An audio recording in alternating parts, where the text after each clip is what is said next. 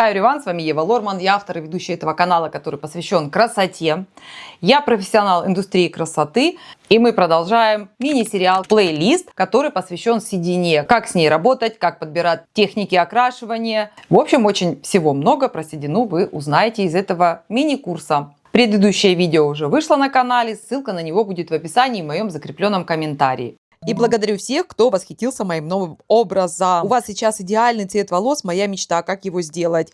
Об этом я говорю в конце видео. Это салонный блонд, там все описано подробно, обязательно посмотрите.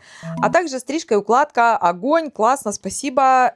Тоже есть видео на канале, как сделать такую стрижку, как сделать такую укладку. Посмотрите, ссылки в описании в моем закрепленном комментарии. Напоминаю, что оперативно на ваши вопросы я отвечаю в первый час после выхода нового видео, поэтому подписывайтесь на канал, жмите на колокольчик, чтобы получать уведомления о выходе. Где меня найти? Все ссылки на мои соцсети в описании и в моем закрепленном комментарии. И всегда читайте описание, потому как я могу туда вставлять разные полезные ссылки на материалы, которые я упоминаю в своих видео. Вдруг что-то появляется очень актуальное. И смотрите видео до конца, в конце всегда горячее объявление. Следующая тема, которая посвящена седине, это уход за седыми волосами. Из прошлого видео вы теперь знаете, как устроен седой волос. Что такое вообще седой волос и почему он может быть хрупким. Почему они вообще себя ведут неадекватно, не так, как цветные волосы. Повторяться не будем. Кому интересно, посмотрите это первое видео. А мы идем дальше. Значит, по этой причине можно сказать, что уход за седыми волосами должен быть не просто уходом, а уходом за седыми волосами. Что это значит? Благодаря той информации из первого видео вы уже знаете, что с влагой там проблемы.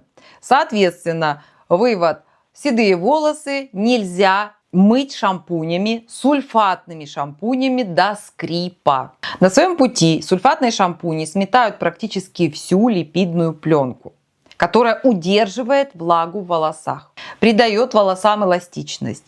Ну, вообще, в принципе, много делает. А у седых волос, как мы уже понимаем, это вообще проблема. Поэтому только бессульфатные шампуни. И не до скрипа. Иногда клиенты спрашивают: а можно мне, например, купить какой-нибудь шампунь из масс-маркета? В принципе, конечно, можно. Никто вам не запрещает этого делать. Но не удивляйтесь, что после таких шампуней волосы могут торчать, очень сильно пушиться. Про шампуни понятно, только щадящие шампуни. Следующий пункт – кондиционеры. Кондиционер для седых волос – это не просто опция, это база, обязательно к применению. Он закрывает кутикулу, приглаживает чешуйки, убирает пушистость и делает волосы более послушными. Важное условие, конечно же, как правильно пользоваться кондиционером. Его нельзя наносить на корни, его наносят только на длину. И еще один немаловажный фактор. Я часто советую своим клиентам, и в принципе на канале об этом делилась с вами: применяйте обратное мытье. Это еще больше удержит влагу и убережет от пересыхания волос. Следующий пункт – враг номер один для седых волос – горячая вода. Она способна раскрыть кутикулу.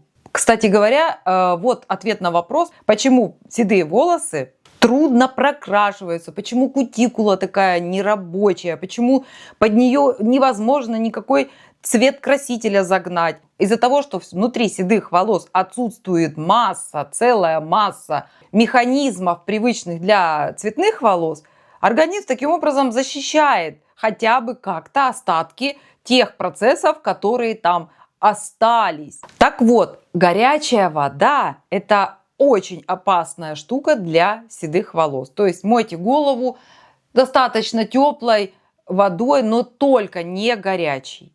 Потому что горячая вода раскрывает эту кутикулу, она становится более рыхлая, открывается, и попадая даже туда в воде, тоже надо понимать, какая вода живет в нас, и то, что мы пьем, это немножко разные жидкости. Поэтому я так думаю, что многие: можно ж напитать волосы водой извне, там, например, положить их в тазик с водой, напитать. Ну, нет, это не работает. Вот эта вода, она как раз-таки не самый лучший компонент для наших волос, не самый лучший состав. Влага в нашем организме и то, что течет из-под крана, это немножко разные понятия влаги. Значит, горячая вода способна разрыхлять эту бедную, прилипшую чешуйками друг к другу кутикулу. И те остатки влаги, которые там оставались, они просто исчезают. Эта влага испаряется, ее некому удерживать. В составах кондиционеров, которые желательно применять для седых волос, должны быть влагоудерживающие компоненты в первую очередь. Желательно, чтобы там был гидролизованный кератин, аминокислоты. Они временно заполняют пустоты и не дают влаге испаряться. Соответственно, такие волосы будут чувствовать себя гораздо лучше. Следующий момент – это уходовые маски. Для седых волос они прям необходимы. 1, даже 2 раза в неделю как минимум. Чем отличается маска от кондиционера? Маски наносятся на более продолжительный период времени, то есть кондиционер 3-5 минут и смыли, а маски с доступом тепла желательно наносятся на 15, 20 и 30 минут в зависимости от производителя. Поэтому маски имеют свойство проникать глубже в структуру волос, соответственно, нести туда больше полезных компонентов. Маски также увлажняют, помогают держать форму седым волосам, убирают ломкость. Я надеюсь, понимаете, откуда вообще ломкость в седых волосах? Это от отсутствия влаги. Реально, как сухие палки. Еще один рабочий момент – это всякого рода несмывашки. Для седых волос это просто must-have, потому что седым волосам реально нужно покрытие. Так вот, несмывашки, они как раз таки и помогают сохранить вот эту важную функцию, как увлажнение. Они обволакивают в буквальном смысле слова своими компонентами волосы, и влага там сохраняется больше. Это особенно важно тем, кто наблюдает именно пушистость седых волос. Следующий пункт – это расчесывание. Даже цветные волосы в мокром состоянии расчесывать нельзя. Поэтому про седые волосы мы вообще здесь молчим. Их категорически нельзя расчесывать. Да, бывают такие жесткие волосы, прям красивая какая-то жесткая седина. Да, такое бывает, но это исключение из правил. Чаще всего, особенно европейские или славянские волосы, они пушистые, ломкие. И люди удивляются, кстати говоря, что они ничего с ними не делают, а они обламываются, перестают достигать какой-то определенной длины. Это и есть причина – влага, отсутствие влаги в таких волосах. Так вот, когда мы помыли голову, ни в коем случае нельзя эти волосы тереть, как мы обычно любим делать, когда мы пытаемся высушить волосы, когда с них течет вода, мы там их протираем полотенцем. С седыми волосами так поступать нельзя. В принципе, и с любыми волосами так нельзя поступать, а с седыми вообще категорически так нельзя действовать. Тереть их нельзя, ничего этого нельзя делать. И расчесывать их мелкой расческой тоже нельзя. Потому что даже цветные волосы, в которых все нормально, никакие процессы не нарушены, и даже эти волосы очень уязвимы, пока они влажные. Потому что при попадании на волосы воды, влаги, разрушаются водородные связи. Представляете, связи в волосах разрушаются только лишь потому, что они мокрые. И в этом состоянии они очень уязвимые.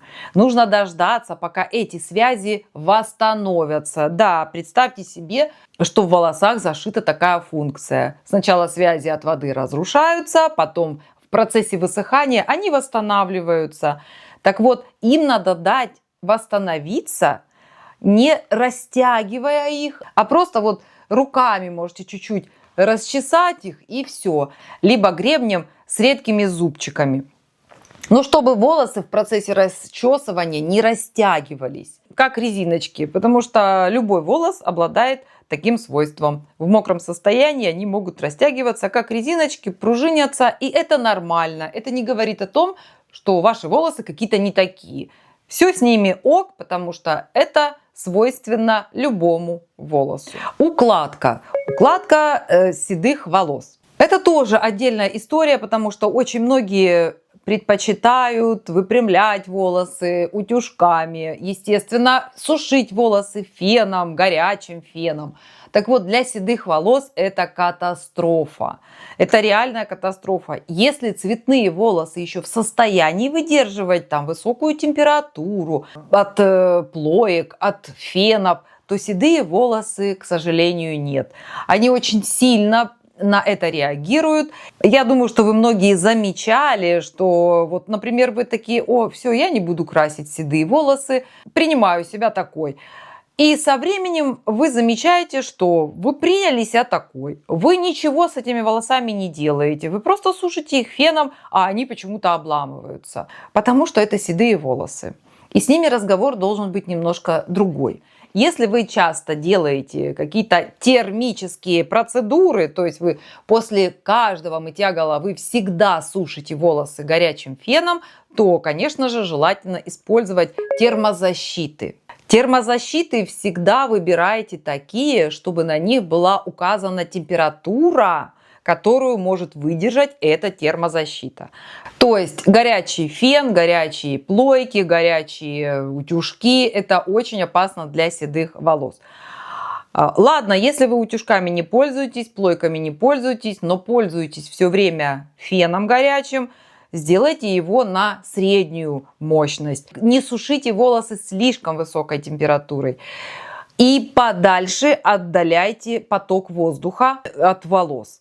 Если, например, цветные волосы мы можем посушить близко, и с ними ничего особого не произойдет, а вот седые волосы нужно сушить на расстоянии от источника горячего воздуха. Этот источник горячего воздуха должен находиться от седых волос на расстоянии. Так вы убережете свои волосы и сохраните хоть какие-то остатки увлажняющих компонентов в ваших волосах. Следующее. Защита от внешних факторов. Солнце, хлор из бассейна, жесткая вода, которая течет из-под крана – это все агрессивное воздействие на волосы. Даже на нормальные волосы, а на седые волосы – это прям удар. Поэтому при палящем солнце седые волосы нужно обязательно защищать от солнца, потому что отсутствие меланина делает эти волосы максимально уязвимыми. Потому что меланин в цветных волосах, он не только окрашивает наши волосы в какой-то цвет, он еще и защищает от агрессивного воздействия ультрафиолетовых лучей. А в седых волосах нет меланина, и там нет этого защитника. Соответственно, защита – это уже ваши руки, ваши шляпы, ваши зонтики, разного рода головные уборы. Бассейн, обязательно шапочки, обязательно. И, соответственно, если вы знаете, что у вас из-под крана течет очень щелочная вода, с большим количеством каких-то примесей, тут у нас уже работают именно уходовые средства: шампуни, кондиционеры, маски, потому что они с более кислым pH и смягчают воздействие щелочей в виде воды из-под крана. И еще один важный момент. С возрастом выработка кожного сала уменьшается, то есть кожа становится более сухой. Соответственно, липидная пленка на волосах тоже уменьшается. И, естественно, именно она удерживает влагу в волосах, а если ее еще будет недостаточно, волосы, конечно, сильно страдают. Поэтому желательно делать массажики, делать скрабирование кожи головы, чтобы улучшить кровоток и улучшить выработку кожного сала. Это будет питать и фолликулы, и также будет защищать от потери влаги ваши волосы. Так что, друзья мои, седые волосы – это тот еще квест. Это вот, знаете, не как вот один раз сходила в спортзал и все, ты уже занимаешься спортом. Здесь нужно обязательно ежедневный уход. Это как раз тот случай, когда чуть-чуть, но каждый день работает гораздо лучше, чем много, но редко. Пишите в комментариях, нашли ли вы свой уход за седыми волосами. Понятное дело, что есть люди, которые скажут: я ничего не делаю с седым волосам, они у меня прекрасные, потому что они у вас в принципе хорошие. Я сейчас веду разговор о том, что у людей с появлением седины качество волос падает, а это уже действительно проблема. И, конечно, должна напомнить, что если вы окрашивание делаете в домашних условиях и хотите получить полный алгоритм окрашивания, начиная от подготовки волос и заканчивая уже как смыть цвет, который вам не понравился, эти все алгоритмы есть у меня на курсе «Салонный блонд дома» и «Салонный русый дома». Салонный блонд дома. Там вы найдете ответы на вопросы, как из любого цвета волос выйти в салонный блонд, в том числе и выход из черного в блонд. Я разбираю, как выбрать пудру, как подобрать оксид, чтобы не убить волосы, как выбрать красители. Там я рассказываю на примерах 8 брендов, которые доступны в любой стране. Как создавать разные миксы, как наносить эти составы, потому как у вас нет скорости, как у мастера. Сколько выдерживать на каждом типе волос. Как убрать желтизну, как не допустить зелень, как тонироваться в холодный или теплый блонд. И что делать, если вдруг цвет вам не понравился. А для тех, кто хочет получить салонный русый дома из любого цвета волос, салонный русый дома. Как краситься без рыжины, без затемнения. Как уйти из блонда в русый без зелени, как смешивать красители, как наносить, чтобы это было все безопасно для волос. И еще одна важная особенность: в каждом направлении по 11 баз. И в первом, и во втором направлении также есть окрашивание седины. Для каждой базы существует свой алгоритм окрашивания. То есть нельзя взять всем показать один алгоритм. Так не работает. Поэтому на просторах интернета огромное количество ошибок, которые люди допускают и в домашнем окрашивании, и даже в салонном окрашивании. Сейчас на все скидки и полезные бонусы. Ссылки в описании и в моем закрепленном комментарии. Я рада вам сообщить, вышла моя долгожданная книга «Код идеальной стрижки. База номер 1». В этой книге я собрала базу самых популярных стрижек из интернета. Стрижки и схемы пошагово, работа с разными типами волос и как подобрать стрижку. Это не просто книга. Помимо самих стрижек, в этой книге масса полезной информации как для мастеров, для новичков, так и для любителей. Как выходить из разных ситуаций, как общаться с клиентами, сотни подсказок и фишек, как добиться идеального результата. Код идеальной стрижки. Новая эра мастерства. Подробности и ссылка под этим видео и в моем закрепленном комментарии. И следите за выпусками, скоро книга по колористике. Напоминаю, что оперативно на ваши вопросы я отвечаю в первый час после выхода нового видео, поэтому подписывайтесь на канал, жмите на колокольчик, чтобы получать уведомления о выходе. Курсы, книги, онлайн-консультации, ссылки в описании и в закрепленном комментарии. И всегда читайте описание, потому как я могу там дополнить тему ролика. И подписывайтесь на мой телеграм-канал. Туда вы можете присылать вопросы со своими фотографиями. Ссылка на него в описании и в закрепленном комментарии. Благодарю вас всех за потрясающие комментарии. Надеюсь, ролик был для вас полезный. Подписывайтесь на канал, жмите на колокольчик, чтобы получать новые уведомления. А я на этом канале снимаю ролики для вас и показываю все тонкости работы мастера индустрии красоты. Bye-bye, everyone! С вами была Ева Лорман. И до встречи в новых видео. Эй, народ, не скупись, лайк поставь, подпишись, колокольчик тут же жми, делись со всеми, не томи. Хватит даме танцевать, пора идти видос снимать.